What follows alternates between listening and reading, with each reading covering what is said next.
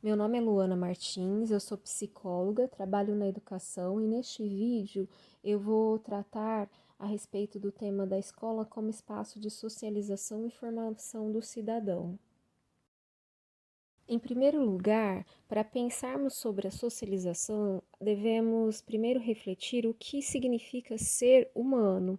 E aí, do ponto de vista sociológico, ser humano é aquele indivíduo que é capaz de viver em sociabilidade com os demais, é um ser social que consegue conviver em sociedade e influenciar ou ser influenciado em determinado comportamento social. Os estudos antropológicos mostram a existência de seres humanos inseridos num ambiente natural e compartilhando com os demais seres vivos uma necessidade básica fundamental, que é a preservação da vida. Então, eles acabam interagindo com base na busca da sobrevivência. E assim, de acordo com a biologia, com o desenvolvimento cerebral que o ser humano obteve e com a convivência com os outros seres humanos e o desenvolvimento de uma sociabilidade, o ser humano vai buscando estratégias de sobrevivência e de preservação da espécie.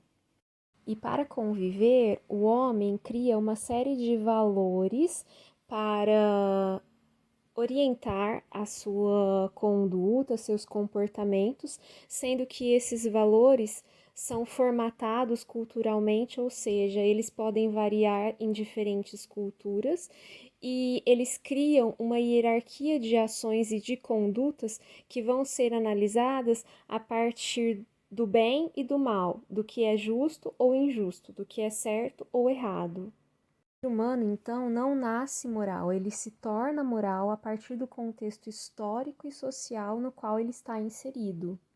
Assim, quando a criança nasce, ela inicia o seu processo de socialização, qual chamamos de socialização primária, quando ela se insere no seu primeiro grupo social, que é a família, e esta é responsável por lhe prover suporte para a sobrevivência e lhe transmitir os valores principais para o convívio nos demais ambientes e instituições sociais e também transmitir os hábitos e comportamentos de sua cultura. E posteriormente, a escola terá papel fundamental na consolidação desse processo de socialização, aí já considerando a socialização secundária, da qual fazem parte outras instituições, como igreja, trabalho e o Estado. Então, a socialização é um processo interativo fundamental para o desenvolvimento do ser humano, através do qual o indivíduo assimila a cultura do seu grupo social e, ao mesmo tempo, perpetua esse grupo social. Esse processo de assimilação e socialização não é fixo, ou seja, pode sofrer alterações ao longo da vida e dos contextos nos quais o ser social está inserido. E ele ocorre durante toda a vida, só terminando com a morte. Em um primeiro momento, a socialização então ocorre no ambiente familiar, a partir da estimulação da linguagem, da comunicação, das primeiras regras então de compreensão e entendimento dos elementos culturais que são próprios da família e da sociedade na qual a criança está inserida. Além disso, o ingresso da criança no ambiente escolar fará com que ela aprenda códigos e regras mais aprimoradas sobre os elementos culturais e também regras mais aprimoradas para a convivência em grupos mais amplos, além da família, sejam na escola, grupo de pares, igreja, posteriormente trabalho, etc.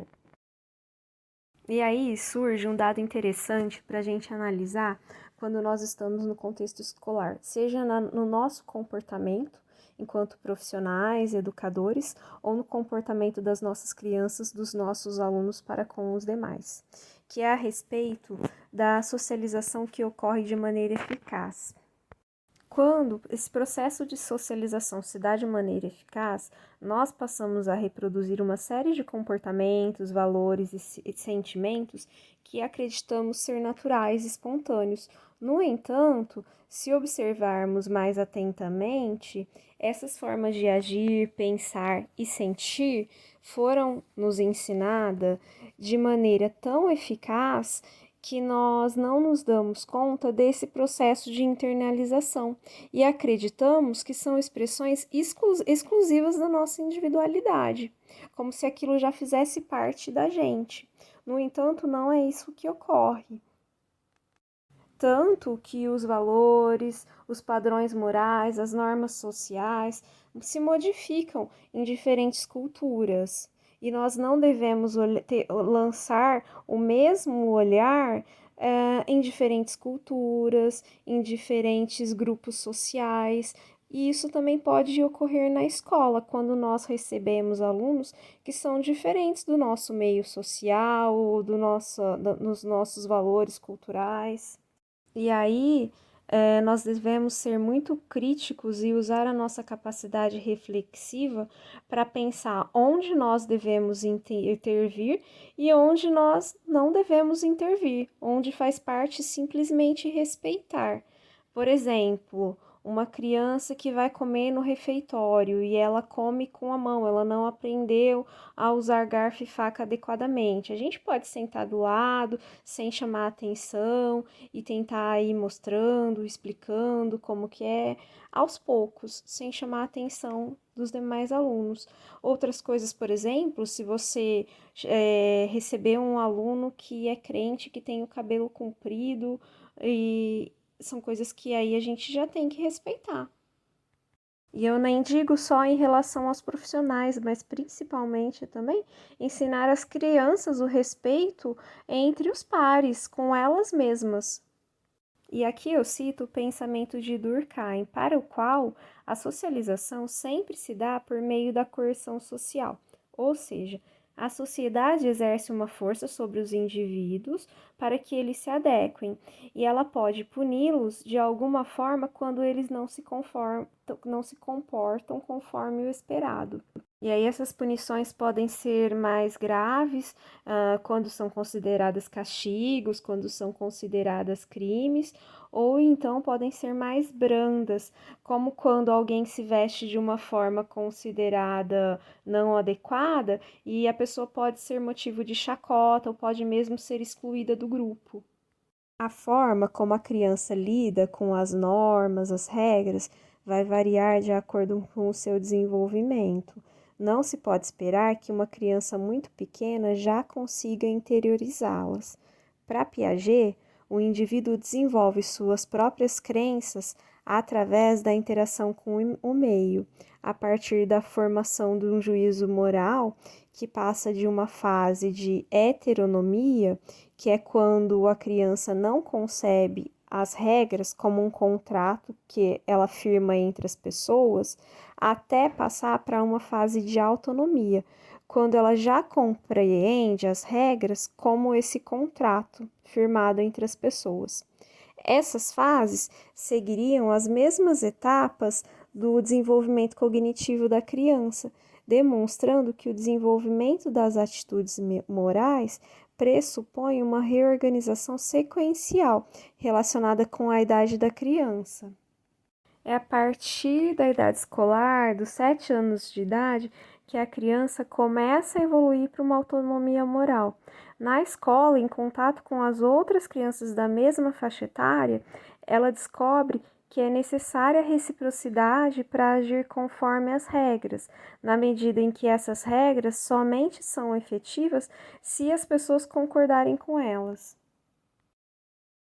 A escola é, portanto, o espaço no qual as crianças produzem seus conhecimentos sociais, começam a compreender as características dos outros e de si mesmas, estabelecem diferentes graus de relacionamentos e necessitam absorver novas regras de funcionamento social, que são diferentes do espaço familiar no qual estavam acostumadas. Nesse sentido, a escola é concebida como um lugar onde ocorre o processo de socialização secundária, conforme 3 aspectos: o aspecto mental, relacionado à aquisição de conhecimentos, o aspecto afetivo, relacionado ao estabelecimento de relações de apego e amizade, e o aspecto conductual, desenvolvendo novas condutas. Ao chegar à escola, a criança traz consigo os aspectos vivenciais familiares, mas o ambiente escolar será a peça fundamental para o seu desenvolvimento, seja cognitivo, afetivo ou social, moral.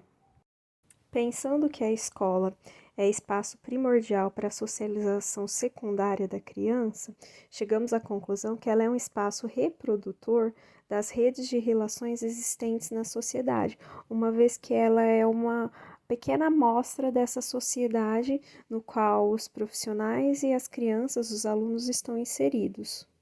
Principalmente na escola pública, diferentes formações sociais e culturais se aglutinam, sendo um ambiente fértil para se analisar as relações de poder na formação dos alunos enquanto cidadãos. Há toda uma estrutura hierárquica de funções na escola, sendo que o professor, na maioria das vezes, se subordina ao diretor, ao coordenador pedagógico. O aluno, por sua vez, se submete à autoridade do professor. E sabemos que muitas vezes a família pode também ter voz nesse processo de ensinar. No entanto, muitas vezes o lugar de onde ela fala refletirá o grau de importância atribuído à sua fala. Ou seja, se for uma família influente, conhecida, o grau de importância atribuído à sua fala será diferente, a forma como será ouvida. E embora hoje também vemos que muitas vezes a preocupação do professor, da escola, é se a família de fato está presente em todo o processo de desenvolvimento dos seus filhos, se são de fato presentes ou se não conseguem de alguma forma estar tão próximas por causa de algum motivo específico. Para Foucault, as relações que se estabelecem nas instituições como a família, a escola, quartéis, as prisões, são marcadas pela disciplina, com o objetivo de produzir corpos dóceis, eficazes e submissos política e economicamente. A escola, para Foucault, seria o espaço na qual o poder disciplinar produz o saber.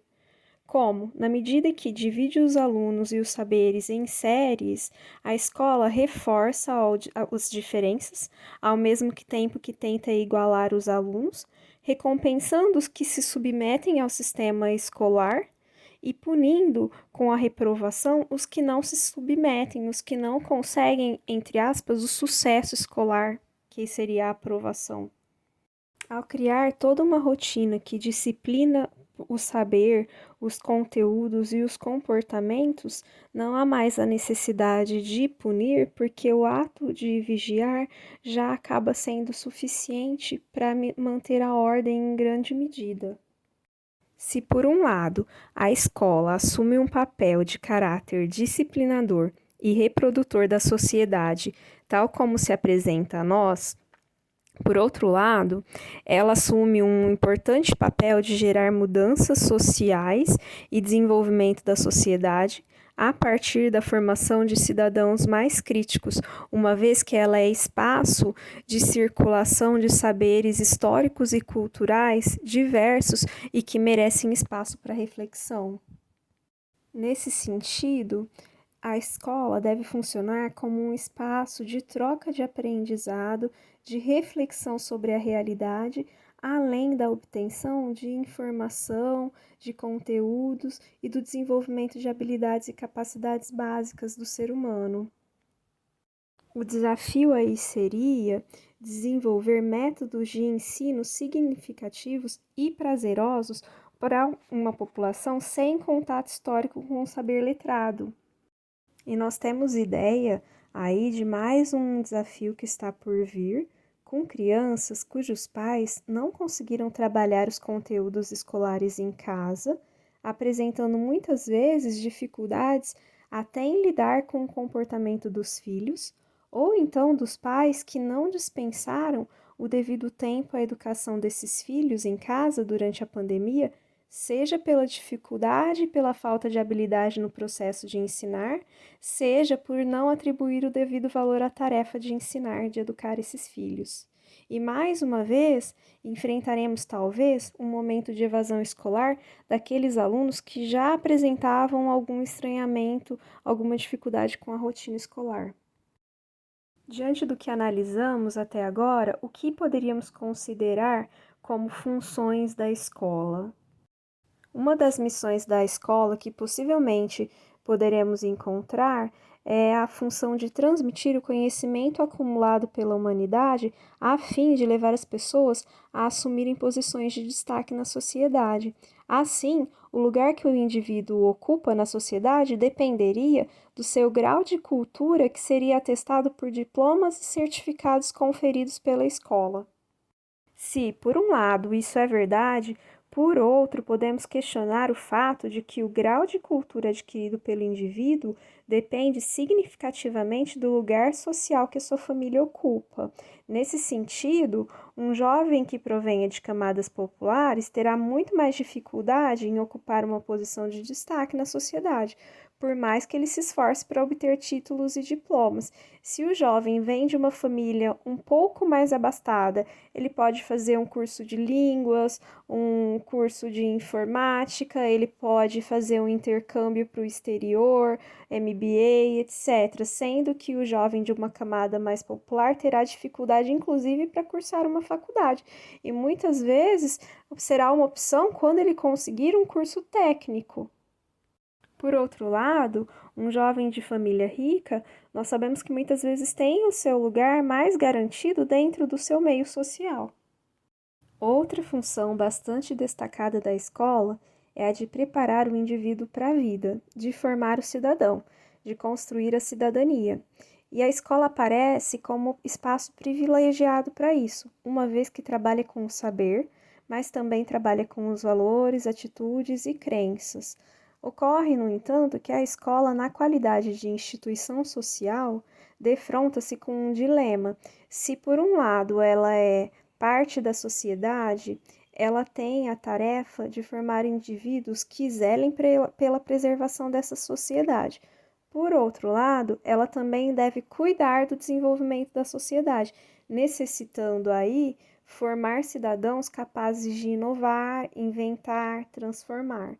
E é nessa ambiguidade que já havíamos citado anteriormente que a escola pode se desenvolver como uma instituição ao mesmo tempo conservadora, mas que também abre espaço para o surgimento do novo, de instituições criativas e transformadoras.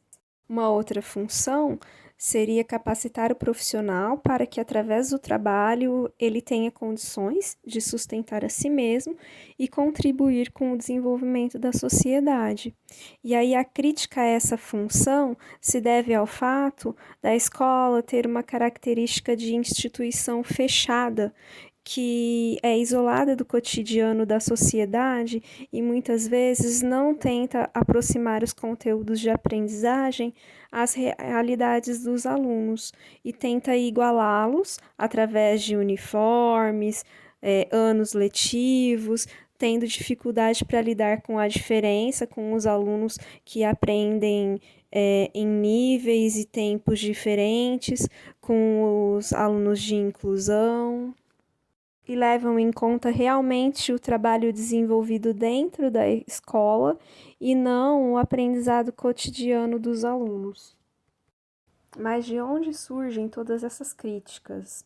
A partir do momento que a escola é obrigatória, que se aumentam os anos escolares, o investimento na qualidade do ensino não acompanha o aumento da oferta de vagas. Há uma tentativa de democratização do ensino, com a melhoria do acesso à escola, mas a escola nem por isso se transforma num ambiente mais democrático, e daí essas críticas aparecem. Nós vivemos hoje mais um momento em que evidenciamos essa dificuldade no processo de ensino-aprendizagem em ser democrático. Famílias humildes, sem grande familiaridade com o saber letrado, com dificuldades de acesso à tecnologia, pais que ficam fora de casa trabalhando a maior parte do tempo, os pais que não atribuem a devida importância à escolarização do filho. Hoje nós vemos tudo isso com a pandemia, e são com esses alunos que nós vamos nos deparar em sala de aula. E de onde surgiu a necessidade da escolarização básica da população? A necessidade da escolarização básica da população remonta aos tempos da Reforma Protestante, quando Martinho Lutero defendia a alfabetização das massas populares como um requisito para que os fiéis tivessem acesso direto às Santas Escrituras. A primeira lei garantindo a educação elementar a todos foi sancionada nos Estados Unidos em 1647. A preocupação existente com a alfabetização da população na lógica protestante e nas sociedades por ela influenciadas não ocorria no catolicismo, onde o padre, como intermediário entre o crente e Deus, traduzia o texto escrito, condição que acabou inibindo a escolaridade básica para a maioria da população. Mesmo nos países onde o capitalismo era mais avançado, porém de maioria católica, a garantia da escolarização para a população fez-se mais lentamente, quando comparada com os países de orientação protestante, apenas ao final do século XIX e no Brasil só a partir da década de 1930. A educação obrigatória e gratuita, a que todos devem ter acesso, é introduzida na legislação federal, aqui no Brasil, então, com a Constituição de 34, e inicialmente consistia no ensino primário de 5 anos, depois passou para 4 anos, e com a lei de 1971, passa a abranger as 8 primeiras séries, sob a denominação de ensino de primeiro grau, resultante da fusão do ensino primário com o ginasial. E com a Constituição de 1988, a denominação é alterada para ensino fundamental. Após a educação ser considerada gratuita e obrigatória pela Constituição de 34, no período da ditadura militar, lá pelos anos de 65 a 85, houve aumento no número de matrículas em 113,8%, considerando os níveis que compõem o ensino fundamental. E de 85 a 2000 também houve um crescimento grande, mesmo que menor, um crescimento total de 44% no número de matrículas. Por esses dados, podemos ver que a escola se tornou mais acessível, embora o percentual de concluintes cresceu mais lentamente, devido ao processo de exclusão que ocorre no próprio interior do sistema escolar, devido ao fracasso escolar. Então, embora a ampliação da matrícula seja notável, as possibilidades de acesso à escolaridade obrigatória, entendida como matrícula, permanência e conclusão com sucesso, continuam a excluir parcela significativa da população da conclusão do ensino fundamental.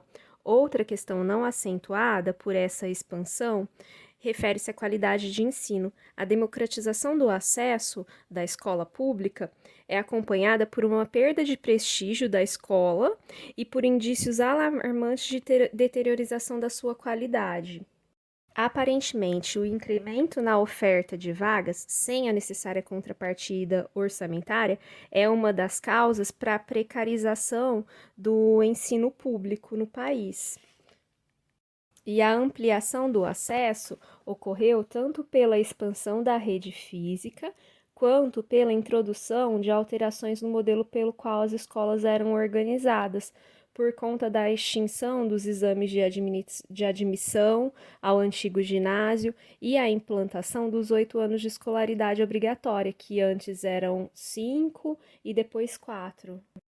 Para nós, a extensão da escolaridade esteve associada tanto à ideia de que a escola seria um instrumento de redução das desigualdades sociais e também da moldagem de identidade nacional, quanto à necessidade também de incutir nas novas gerações os comportamentos que seriam exigidos para o desempenho de funções e ocupações que estavam emergentes com os processos de industrialização e urbanização. De um ponto de vista positivo, os fins e os objetivos da educação poderiam ser agrupados em 4 aspectos. Primeiro, relacionado à fundamentação da democracia. O segundo, o estímulo ao desenvolvimento da personalidade do sujeito. Terceiro, seria a difusão e o incremento do conhecimento e da cultura em geral. E o quarto, relacionado à inserção dos sujeitos no mundo. Já uma quinta função, essa de aspecto negativo, estaria relacionada à custódia dos mais jovens, de um caráter mais assistencialista, suprindo nessa missão a família, o que transforma a escolaridade em um espaço e uma oportunidade para realizar um controle de conduta e um eficaz trabalho para disciplinar. E mais uma vez, observamos o caráter ao mesmo tempo emancipador e disciplinador da escola, sendo que, assim como ela reproduz saberes, valores, regras, comportamentos, formas de ser e agir presentes na sociedade, é também o espaço para o surgimento e produção do novo. E aqui pensando de forma mais prática e clara o objetivo da escolarização, eu tomo como exemplo o objetivo do ensino fundamental especificado no artigo 32 da LDB. Nele, a formação básica do cidadão, entendida como resultante do desenvolvimento da capacidade de aprender, tendo como meios básicos o pleno domínio da leitura, da escrita e do cálculo, a compreensão do ambiente natural e social, do sistema político, da tecnologia, das artes e dos valores em que se fundamenta a sociedade, o desenvolvimento da capacidade de aprendizagem, tendo em vista a aquisição de conhecimento e habilidades e a formação de atitudes e valores, o fortalecimento dos vínculos de família, dos laços de solidariedade humana e de tolerância recíproca em que se fundamenta a vida social. Nesse sentido, as necessidades básicas de aprendizagem estariam relacionadas tanto a conteúdos básicos da aprendizagem, como alguns componentes curriculares relacionados à alfabetização e aritmética, quanto por habilidades cognitivas, como a capacidade de expressão oral, a solução de problemas. Por outro lado, os conteúdos também agregariam valores e atitudes voltados para a inserção dos alunos na perspectiva do aprender a aprender. Uma importante habilidade no mundo em que as inovações tecnológicas criam novas exigências e incrementam cada vez mais a disputa por ocupações no mercado de trabalho. Então, a escola tem um importante papel, função aí de preparar o indivíduo, o cidadão, para viver em sociedade e estar apto para socializar e ingressar nas outras instituições sociais, sejam igreja, trabalho, grupo de amigos, etc. E citando um assunto bastante controverso, esse mesmo artigo 32 da LDB induz a generalização de medidas que rompam com as práticas de reprovação das nossas escolas, adotando mecanismos mais sensíveis para a permanência das crianças e adolescentes nas escolas, porque, como vimos anteriormente, o aumento na oferta de vagas e o aumento no número de matrículas não foi acompanhado, a princípio, pelo aumento no número de concluintes dos anos escolares. Ainda assim, ocorria o chamado fracasso escolar através da reprovação, e que gera ou gerava muita evasão escolar. O intuito dessa forma é buscar alternativas para a superação desse fracasso escolar, dessa evasão, buscando um desenvolvimento de uma escola mais democrática, que é o grande desafio. Nesse ponto surge a questão: por que falar em socialização e história da educação? Porque nós somos seres sociais, que nos formamos no convívio com os outros da mesma espécie e não podemos perder de vista que somos seres localizados histórica, social e culturalmente, e somos atravessados não só pela nossa carga genética, mas por toda a história e cultura construída por gerações. E legitimamos ou não valores, regras, normas, padrões, comportamentos que nós simplesmente internalizamos sem passar por nossa consciência. Mas esses valores, regras, normas, esses comportamentos, eles não são certos ou errados por natureza. E sim porque assim nós avaliamos e consideramos, porque assim aprendemos. O que é certo para mim, o outro pode ter aprendido que é errado. E nós, enquanto educadores, devemos estar atentos e dispostos a refletir sobre as diferentes formas de ser e de estar no mundo. Nós não podemos esquecer que, a todo momento, nossas crianças, nossos alunos também aprendem por imitação, através da observação. Precisamos pensar que todas as nossas atitudes, comportamentos, seja com eles, alunos, seja entre os professores, direção, funcionários de uma forma geral, merenda, serviços gerais, secretaria, tudo é observado e serve como parâmetro para os nossos alunos. E além do ambiente escolar, nesse momento da pandemia, também os conteúdos que nós transmitimos para que eles façam em casa são carregados de valores, desde um simples problema matemático até um texto para leitura apenas.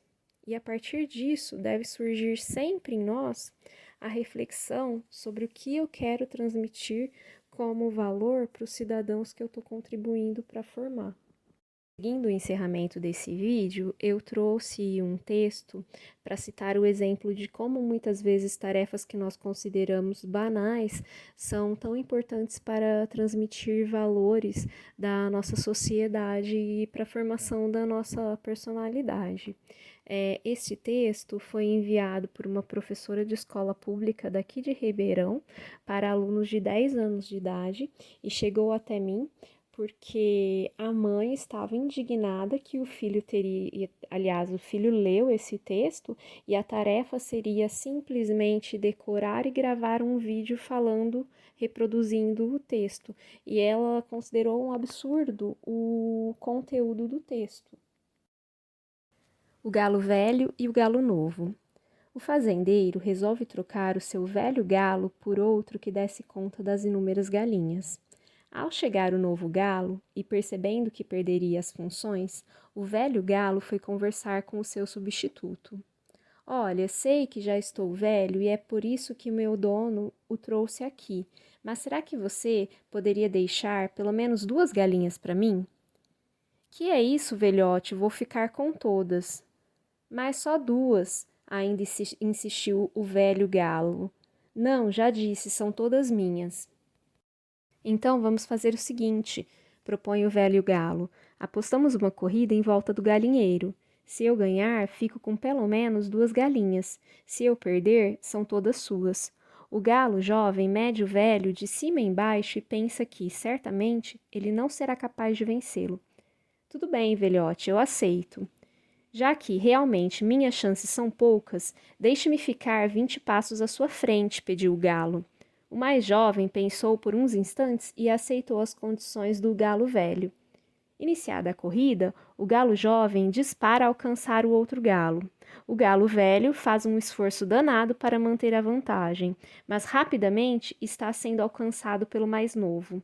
O fazendeiro pega a sua espingarda e atira sem piedade no galo mais jovem. Guardando a arma, comenta com a mulher. Não tô entendendo, ai. Já é o 5º galo gay, bicha, a que a gente compra essa semana. O filho da mãe largou as galinhas e estava correndo atrás do galo velho. Vê se pode. Moral da história: nada substitui a experiência. Jogando bem rapidamente na internet, é um texto que aparece como sendo piada. Em outro site também de direito, para se trabalhar, é utilizado para se trabalhar a questão da experiência dos mais velhos, a importância da experiência dos mais velhos.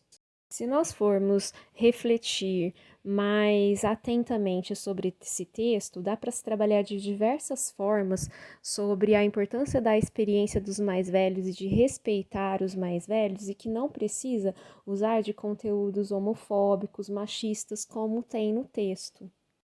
No texto, trata justamente de não aceitar as diferenças, porque, independente da função que o fazendeiro quer para o galo mais jovem, ele não aceita caso o galo mais jovem seja diferente do outro, caso ele não seja macho de fato.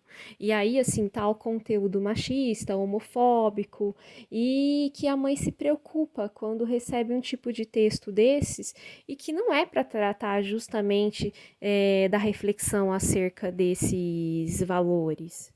Até porque a gente tem que pensar em que momento nós devemos levar esse tipo de conteúdo para os alunos. Será que para um aluno de 10 anos isso é viável no momento?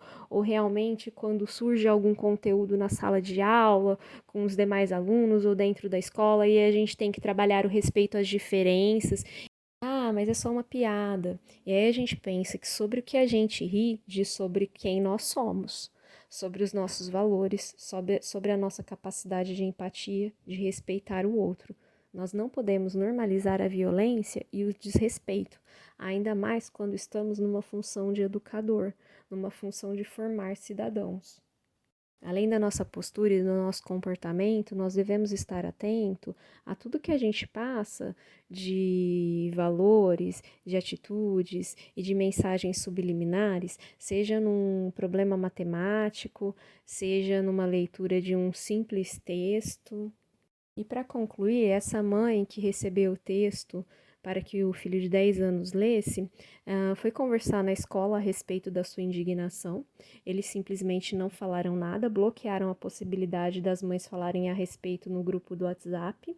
As mães ficaram com receio de tomar qualquer atitude ou de irem juntas falar na escola por receio de ter alguma retaliação da escola, da direção, até porque os seus filhos tinham achado engraçado e tinham gostado da história, o que é uma coisa muito importante. Quer dizer, muitas vezes algumas questões de preconceito são tratadas de forma irônica, em piadas, e não levam à reflexão dos alunos, e a gente vai incorporando determinadas questões que deveriam ser trabalhadas de forma mais reflexiva, buscando o desenvolvimento de valores tão importantes como a empatia, o respeito ao outro, o respeito às diferenças.